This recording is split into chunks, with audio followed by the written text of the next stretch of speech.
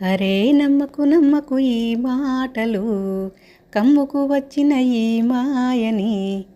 అదిగో కుటుంబంలో చాలా ప్లాన్డ్గా చిచ్చు పెట్టుకున్నారు, విడిపోయినట్టుగా నటిస్తున్నారు. మళ్ళీ కూతుర్ని ప్రజల దగ్గర పంపిస్తున్నాడు కేసీఆర్. ఇదంతా ఒక నాటకం.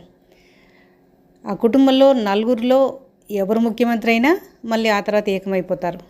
ఆ ప్లాన్ కోసమే వీళ్ళందరూ విడిపోయినట్టుగా నటిస్తున్నారు. పొరపాటును కూడా నమ్మొద్దు.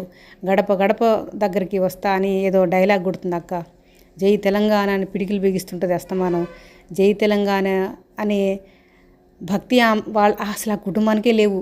తెలంగాణను నాశనం చేయటమే, తెలంగాణను కొల్లగొట్టడమే, తెలంగాణను వాళ్ళ ఓన్ బ్యాంకులో వేసుకోవటమే వాళ్ళ టార్గెట్ తప్ప తెలంగాణ పట్ల ఆ కుటుంబానికి భక్తి లేదు.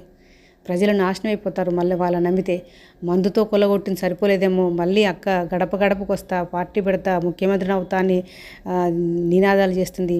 పొరపాటున నమ్మేరు ప్రజలు. మనం నాశనం చేయటమే ఈ కుటుంబం యొక్క లక్ష్యం. పొరపాటును కూడా నమ్మొద్దు.